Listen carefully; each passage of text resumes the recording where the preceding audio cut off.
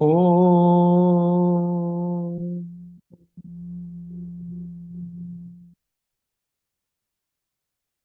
ॐ सहना भवतु सहना भुनक्तु सह वीर्यं करवावहै तेजस्विनावतीतमस्तु मा विद्विषावहै ॐ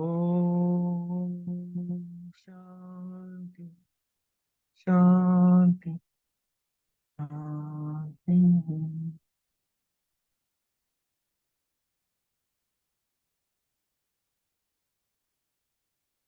आपण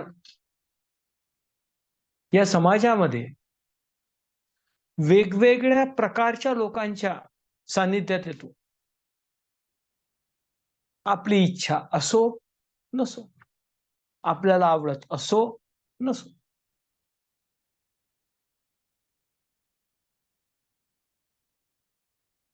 आपलं जे प्रारब्ध आहे, थोडक्यात ज्या वासना संपवण्यासाठी मला हा जन्म मिळालेला आहे, त्या वासना मला निसर्गतः उपभोगूनच संपवाव्या लागतील.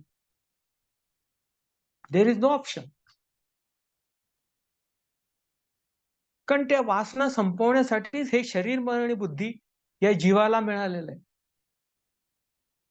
ज्या क्षणी या वासना संपतील, त्या क्षणी तुमचा मृत्यू होईल. तुमचा मृत्यू झाला याचाच अर्थ तुमच्या प्रारब्ध वासना संपल्या.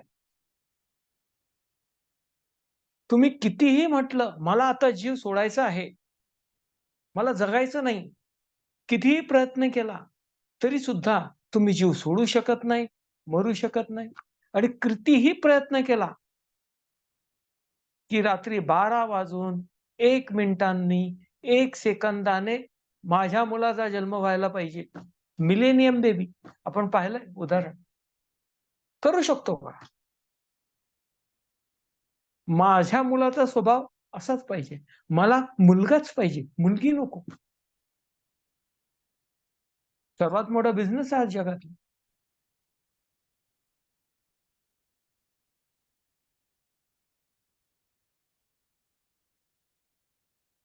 मी माझ्यासाठी माझं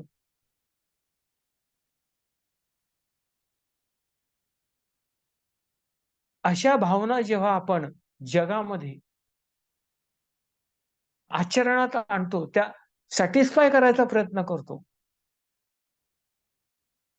बाहेरच्या जगातून, तेव्हा सर्व प्रश्न निर्माण होतात. आणि त्यासाठी तुम्ही जगाच्या संपर्कात येता.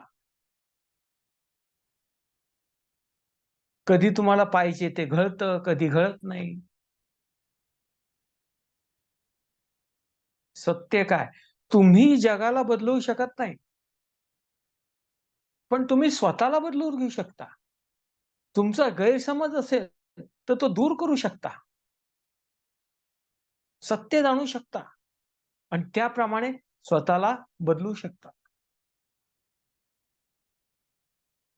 योग्य जाणू शकता, अयोग्यापासून दूर जाऊ शकता. हे तुमच्यावर अवलंबून आहे. That is your self efforts. ते तुमचे स्वप्रयत्न. तुमच्या प्रारब्धामुळे आज तुम्ही इथे ह्या ठिकाणी, या आयुष्यामध्ये, या उंबरठ्यावर येऊन उभा आहात. पण इथे काय करायचं यासाठी भगवंतांनी केवळ मनुष्यालाच बुद्धी दिलेली आहे. त्या बुद्धीचा उपयोग करून त्याने आयुष्य कसं जगायचं हे त्याचं त्याने ठरवायचंय. थोडक्यात शरीर, मन आणि बुद्धी या प्रारब्ध वासना संपवण्यासाठी आपल्याला मिळालेल्या आहेत. पण त्या संपवत असताना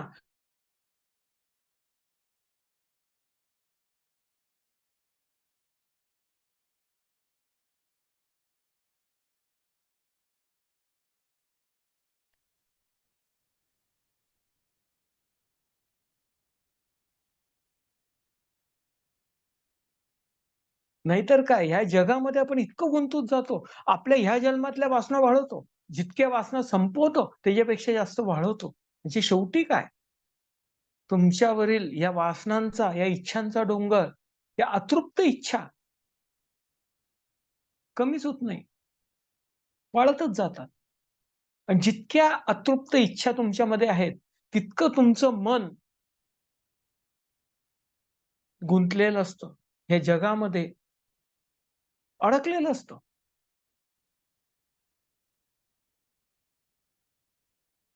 पर्याय काय? सत्य जाणा. तुम्ही काय आहात? कसे आहात? कुठे आहात? कशासाठी आहात? हे प्रथम जाणा आणि तुमचं आयुष्यातील ध्येय निश्चित करा. आणि अर्थातच ध्येय ठरवताना असं आवश्यकच नाही, एकदम मला ब्रह्मप्राप्ती झाली पाहिजे, आवश्यकता नाही.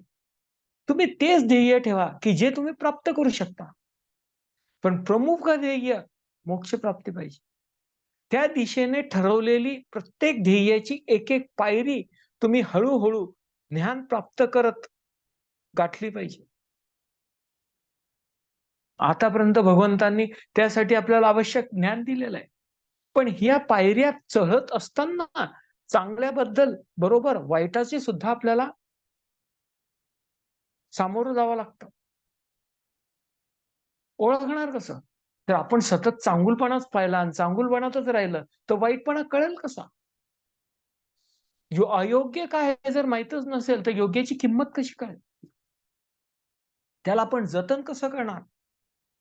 त्याच्यामध्ये वृद्धी कशी करणार? म्हणून भगवंतांनी या अध्यायामध्ये दैवासुर संपत विभाग योग, दैवी पुरुष कोणता आणि आसुरी पुरुष कोणता हे स्पष्ट केलं. दैवी पुरुषाचे 26 गुण सांगितले. आसुरिकाचे 6 गुण सांगितले. 26 गुणाला 6 गुण भारी पडतात हे आपण या जगात बघतो.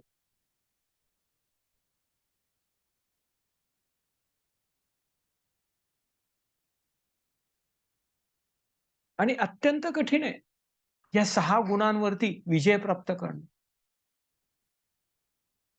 म्हणून भगवंतांनी त्या गुणांचा तुमच्यावर होणारा प्रादुर्भाव सुद्धा स्पष्ट केलाय पुढच्या 4 श्लोकांमध्ये.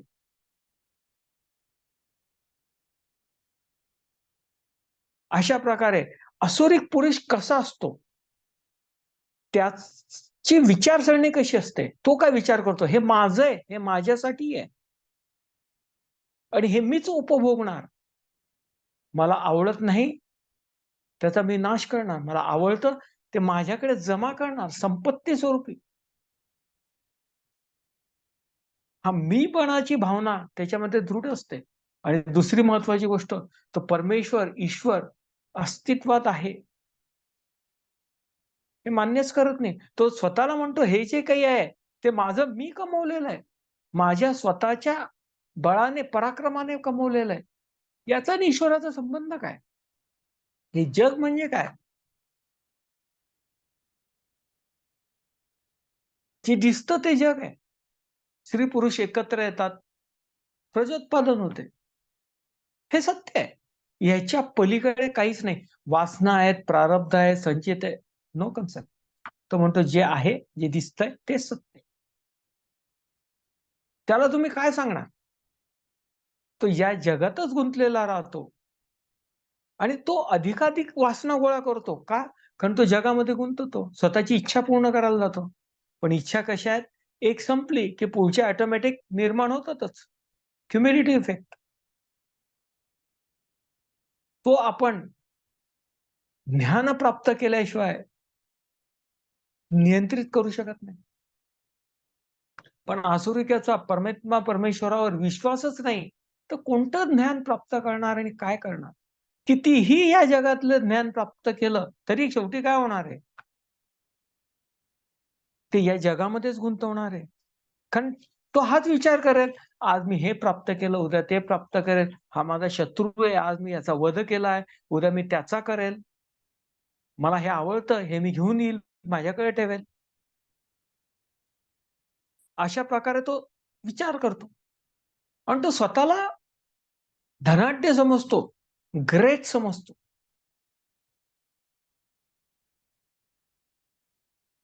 कोणाचं ऐकून घ्यायच्या मनस्थितीतच नसतो. कारण अज्ञान. अज्ञानामुळे आसुरिक गुणधर्मांमध्ये वृद्धी होते. पण आसुरिकतेमध्ये न गुंतण्यासाठी काय त्याच्यावरती अँटिडोट आहे? त्या लशीवरती काय उपचार आहे? ज्ञान प्राप्त करणे.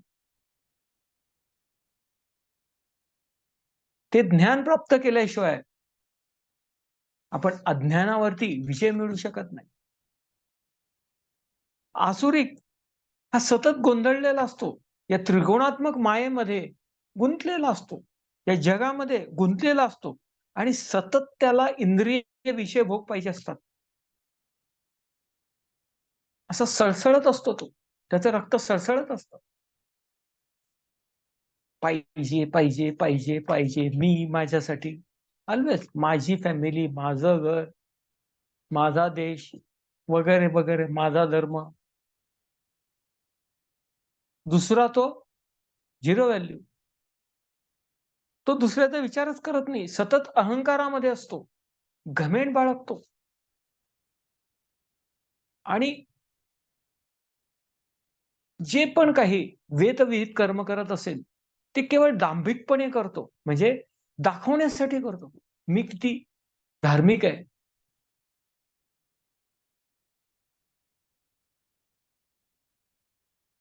आणि करायचं कारणच काय? प्रसिद्धी मिळवणे, कीर्ती मिळवणे, स्वतःला महान सिद्ध करणे. जेणेकरून इतर माझी पूजा करतील, माझे भक्त बनतील, माझे अनुयायी बनतील. असं आपण जगामध्ये सर्वसामान्यपणे पाहतोच. एकेकाळी लोकांनी ज्या गुरूंना डोक्यावर घेऊन नाचलेले असतात, तो गुरु दुसऱ्या दिवशी कधीतरी जेलमध्ये सापडतो. हे एका दिवसात घडतं का मनुष्याबद्दल?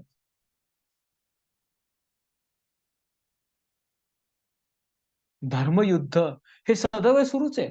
कधी आसुरिक गुणांनी दैवी गुणांचा पूर्णतः नाश केला नाही किंवा दैवी गुणांनी आसुरिक गुणांचा पूर्णतः नाश केला नाही. बघा, सत्ययुग बघा, कोणतेही युग बघा, कोणत्याच युगामध्ये आसुरिक गुण आणि सद्गुण, दैवी गुण हे एकत्रच आहेत या पृथ्वी तलावर. हां, त्यांचं प्रमाण कमी जास्त झालेलं आहे. पण कोणत्याही गुणांचा पूर्णतः समूळ नाश झालेला नाही. हे राहणारच. हे जग आहे. ही सृष्टी आहे. योग्य अयोग्य राहणारच. पण तुमच्यामध्ये क्षमता आहे का योग्य जाणण्याची, अयोग्य जाणण्याची? तुमच्यासाठी योग्य काय किंवा अयोग्य काय हे दुसऱ्यासाठी असेलच असं नाही. म्हणून कितीतरी पुस्तकं वाचले, कितीतरी गुरुकडनं गाईडन्स घेतला, तरी सुद्धा त्या ज्ञानाला तुम्ही स्वतःसाठी कस्टमाइज करणं आवश्यक आहे. कुठलंही असं काही रामबाण औषध नाहीये. ज्याच्याने तुम्हाला अक्कल प्राप्त होईल आणि तुम्ही क्षणात जाणू शकाल योग्य काय, अयोग्य काय. ती शक्ती तुम्हाला तुमची स्वतःहूनच स्वतःमध्ये विकसित केली पाहिजे.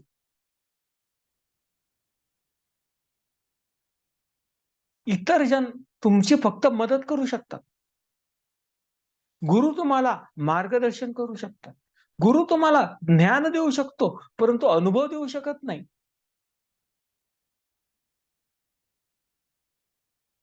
विभूती, अनुभव तो तुमचा तुम्हाला प्राप्त करायचा आहे. पण 15व्या अध्यायामध्ये पुरुषोत्तम योग,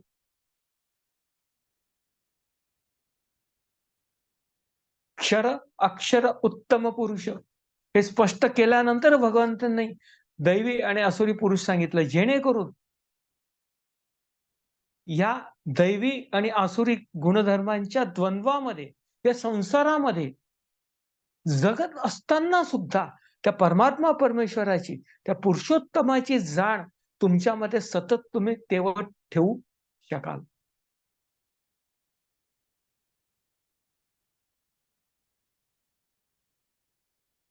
आसुरिक गुण पाहण्यासाठी आपल्याला फार काही शोधायची गरज पडत नाही. सहज तुम्ही बाहेर जगात जा, कुठेही दिसतात. It is available in abundant quantity everywhere. पण सद्गुण, तुम्हाला जेव्हा सद्गुण जाणण्याची दृष्टी प्राप्त होईल, तेव्हाच तुम्ही सद्गुणी मनुष्य जाणू शकता. बाहेरून पाहिलं तर सद्गुणी दुर्गुणी सारखेच दिसतात. वेश, भेष, वागणूक सारखीच दिसते. परंतु जेव्हा तुम्ही त्याच्या संपर्कात येता, तेव्हाच तुम्हाला कळतं ते तुमच्यासाठी योग्य आहे, अयोग्य.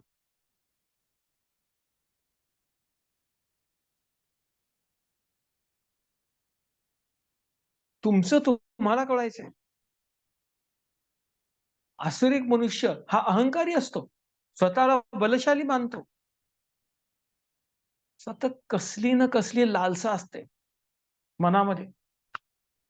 मला हे पाहिजे, मी घेलच.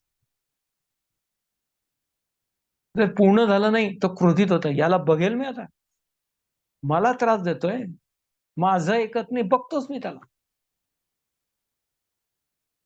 मग निगेटिव्हिटी, अहंकार, बलसामर्थ्याचा गर्व, मग्रुरी, लालसा, क्रोध, हे आसुरिक मनुष्याचे आपल्याला जाणवणारे गुणधर्म आहेत. हे लोक कधीच दुसऱ्याला अप्रिशिएट करू शकत नाही. सतत मत्सर असतो मनामध्ये. हा माझ्यावरती चाललाय का? बघतो तो कसा जातो तर.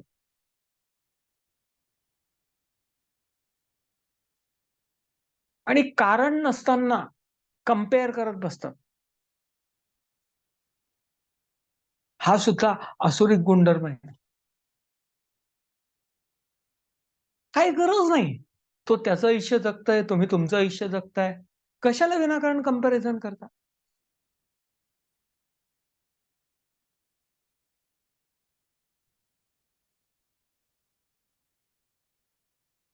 एक जंगल में दो शेर कैसे रह सकते?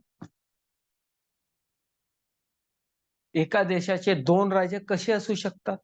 मी राजा आहे, दुसरा राजा राहूच शकत नाही.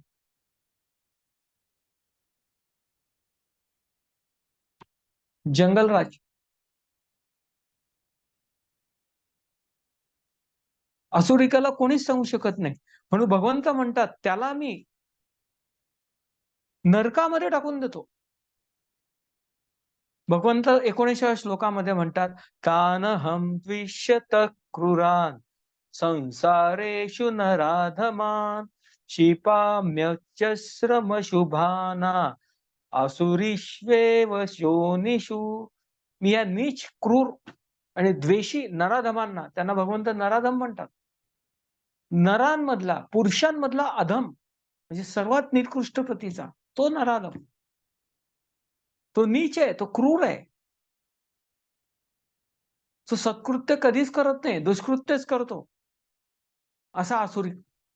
भगवंत म्हणतात अशा लोकांना मी कायमचं पिशाच्य योनीमध्ये फेकून देतो. ज्याला पाताळ लोक म्हणतो आपण.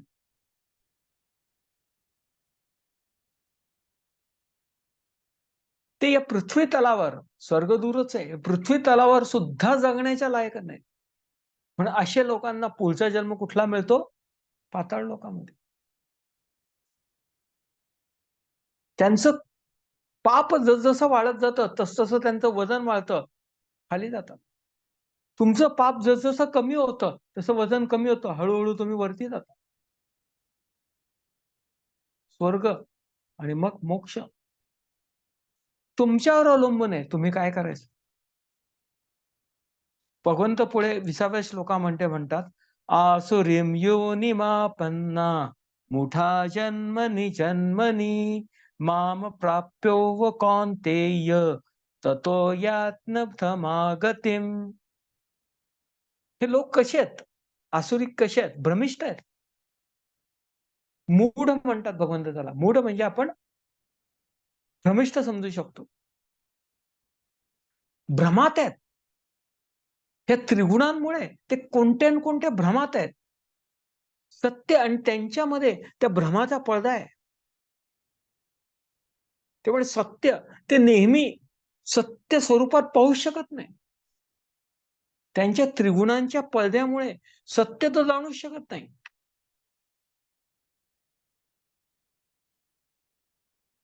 तो पडदा भ्रम निर्माण करतो आणि आसुरिक लोक सतत त्या भ्रमामध्ये जगत असतात.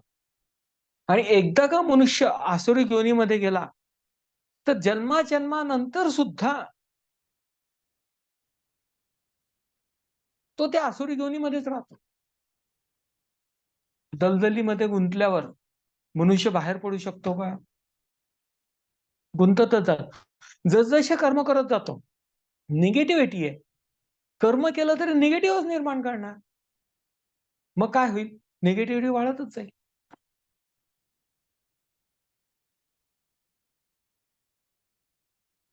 तुम्ही अघोरी कर्म कराल, तुमचं अधःपतन निश्चित आहे.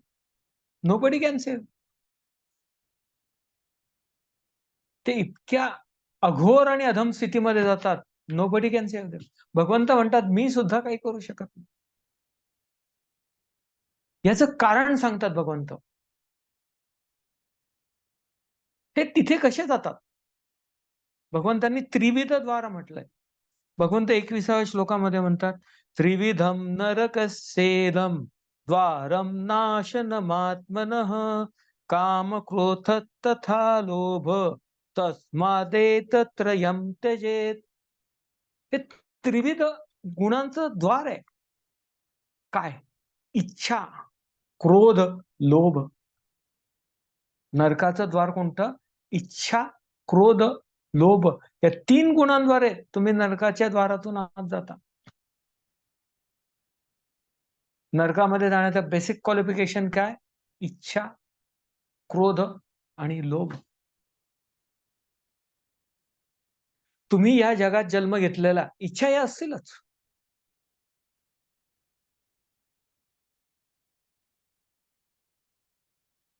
जगातून संवेदना प्राप्त होतील, इच्छा प्रज्वलित होतीलच.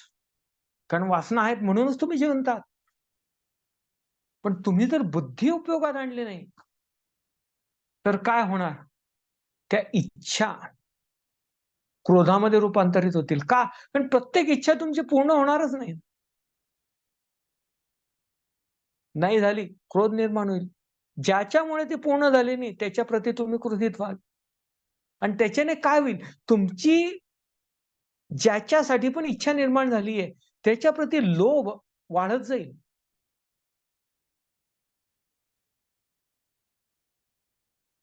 पाहिजे, पाहिजे, पाहिजे. आणि सतत तुम्ही त्याचाच ध्यास घ्याल. मग परिणाम स्वरूप तुम्ही कोणतंही पाप करायला तयार व्हाल. त्याच्यासाठी तुम्हाला दुसरं काहीच दिसणार नाही. मला पाहिजे तेच पाहिजे. म्हणून भगवंत म्हणतात, हे काय करतात? तुमच्यातील जे आत्मतत्व आहे किंवा देवाचा अंश आहे, त्याच्यामध्ये तुमच्यामध्ये आणि त्या देवाच्या अंशामध्ये पडदा निर्माण करतात. आणि शेवटी तो इतका गळत होतो, की तुम्हाला तुमच्यातील देवाचा अंश दिसतच नाही.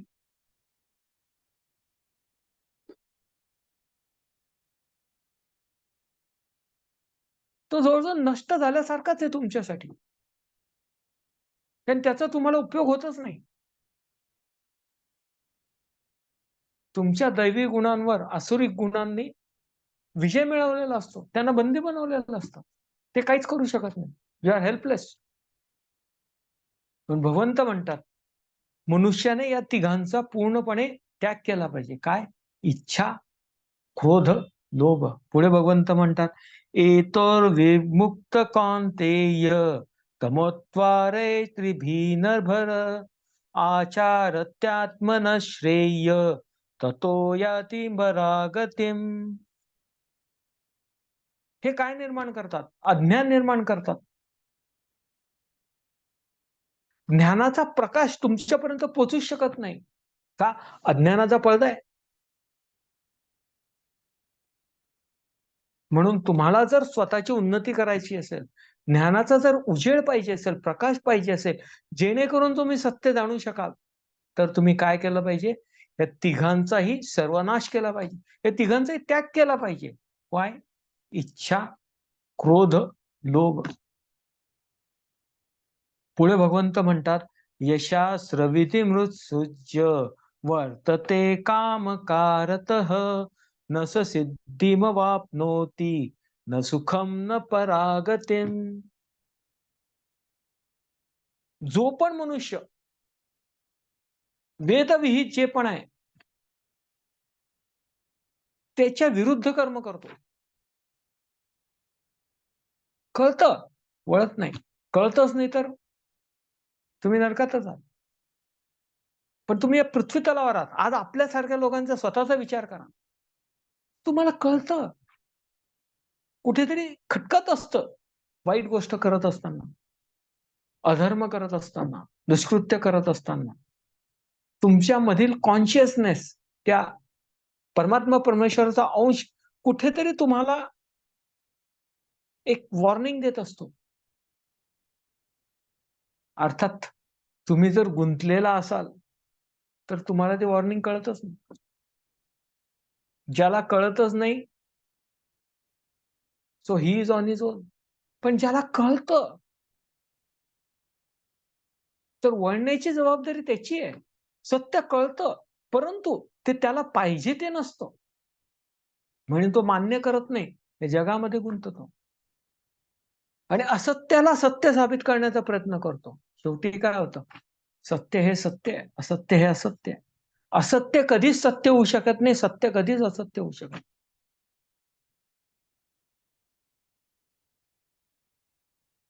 हा निसर्ग नियम आहे.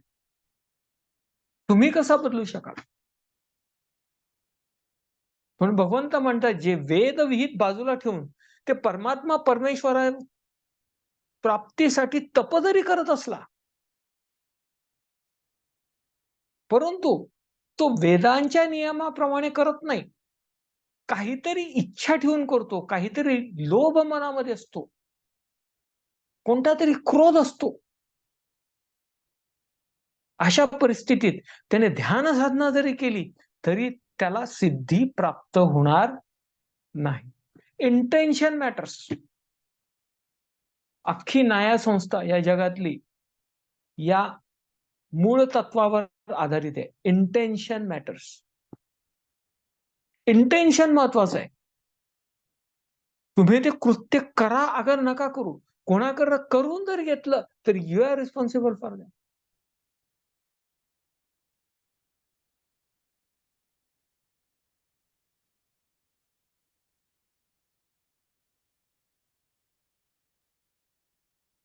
आजचं जगातील ज्वलंत उदाहरण आहे इस्रायल, हमास,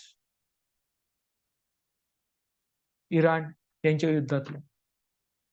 आपण बातम्या वाचल्यात. बघा, कोणत्या तरी तिसऱ्या देशातून यांनी हल्ला केला. नोबडी सेस कुठून. मान्यच करायला तयार नाही कोण. धर्म, माझा धर्म. हजारो लाखो लोकांची हत्या झाली तरी चालेल. दुसरं महायुद्ध झालं, एवढा मोठा सर्वनाश झाला, तरी सुद्धा मानवता हे शिकू शकले नाही. आज काय पाहतोय आपण?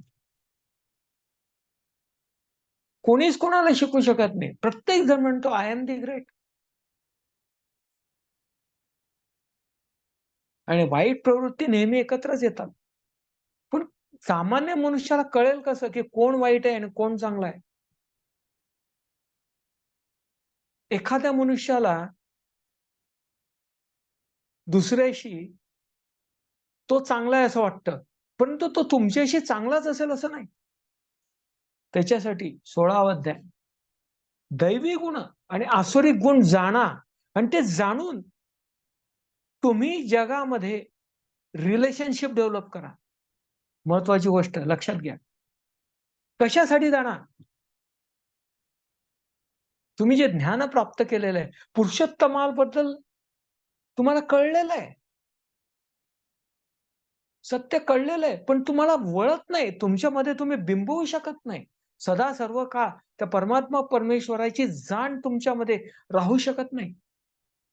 ती राहण्यासाठी तुम्हाला सत्य असत्य कळलं पाहिजे.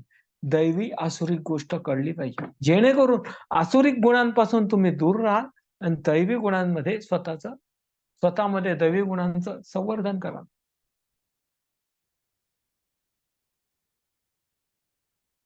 आयुष्यात तुम्ही जा. युद्ध केलंच पाहिजे. युद्ध न करता तुम्ही जगू शकता का? नाही जगू शकत. सतत तुम्हाला पाहिजे तेच घडेल का? आणि तुम्हाला पाहिजे ते योग्यच असेल का? तुम्हाला बसल्या-बसल्या सर्व गोष्टी मिळतात का?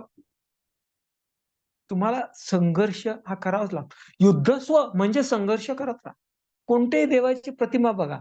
नुसताच उभा आहे का तो? काही ना काही शस्त्र असतात. काही ना काही शक्ती असते. शक्तीची गरज काय? तर सर्वच दैवी गुणांनी भरलेले असतील, तर शक्तीची गरजच काय? तुम्हाला संघर्ष करायची गरजच नाही. पण सत्य काय? आसुरिक गुण 6 जरी असले, तरी दैवी 26 गुणांना भारी असतात. आणि कलियुग त्यालाच म्हणतात. त्या 6 गुणांच्या स्वरूपामध्ये कली सर्वत्र पसरलेला आहे. आणि त्याला जाणण्यासाठी तुम्हाला त्याचे गुण सुद्धा माहिती पाहिजे. त्या कलिरूपी असुराचे गुण सुद्धा माहिती पाहिजे. तर तुम्ही त्याच्यासाठी काहीतरी उपाययोजना करा. स्वतःला त्याच्यापासून दूर ठेवू शकाल. तुम्ही नष्ट करू शकत नाही. तुम्ही फक्त स्वतःला बदलू शकता, जगाला नाही. म्हणून जाणा सत्य काय, असत्य काय, योग्य काय आणि अयोग्य काय. आणि वेदशास्त्र जे सांगतात म्हणजे थोडक्यात जे राइट मेथड आहे, वेदांमध्ये लिहिलेल्या गोष्टीचं जसंच्या तसं शाब्दिक स्वरूपामध्ये रूपांतर करू नका. त्याचा मतितार्थ जाणा. गीता ॲज इट इज तुम्ही फॉलो करायचं ठरवलं, नाही करू शकत. It needs customization too. गीतेमध्ये अर्जुनाने असं केलं म्हणून मी तसं करतो, makes no sense. Arjun Arjun होता. त्याच्या वासना वेगळ्या होत्या. तुम्ही आहात. तुमच्या वासना वेगळ्या आहेत. तुम्हाला तुमच्या वासनांप्रमाणे ज्ञान प्राप्त करून जगामध्ये आयुष्य जगलं पाहिजे. म्हणून तुम्हाला कोण गाईडन्स करू शकेल? वेदशास्त्रांमधील मूळ तत्वे. वेद म्हणजे काय एक पर्टिक्युलर पुस्तक नाही. वेद म्हणजे ज्ञान, विशुद्ध ज्ञान. ते शुद्ध आहे, पाण्यासारखं आहे, वायूसारखं आहे. त्याच्यामध्ये सर्व काही असतात. ते कशामध्ये नसतं. वायूमध्ये सर्व गंध असतो. पण गंधामध्ये वायू नसतो. वायू सर्वत्र आहे. गंध सर्वत्र नसतो. सर्वच पाण्याला सारखीच चव नसते. पण पाण्याशिवाय चव कळू शकत नाही. वायूशिवाय गंध कळू शकत नाही. तसंच दैवी आणि आसुरिक गुण जाणल्याशिवाय आसुरिकता कळू शकत नाही. याला मार्गदर्शक तत्व काय? शुद्ध ज्ञान. गीता हे असं ज्ञान आहे, की जे हजारो वर्षांपूर्वी कधी दिलंय ते कोणालाच माहिती नाही. पण आज सुद्धा त्याची तत्व मानवतेला जशीच्या तशी लागू करतात. तुम्ही शुद्ध स्वरूपामध्ये ती तत्व ग्रहण करा आणि स्वतःशी स्वतःमध्ये काय आहे, काय नाही ते जाणा. स्वतःशी त्याचं कंपॅरिझन करा आणि शोधून काढा तुमच्यामध्ये काय आहे, काय नाहीये, काय योग्य, काय चांगलं आहे, काय वाईट आहे आणि मग जगामध्ये वर्तन करा. ओम तत्सदिति श्रीमद्भगवद्गीतासूपनिषत्सु ब्रह्मविद्यायां योगशास्त्रे श्रीकृष्णार्जुनसंवादे दैवासुरसम्पद्विभागयोगो नाम षोडशोऽध्यायः।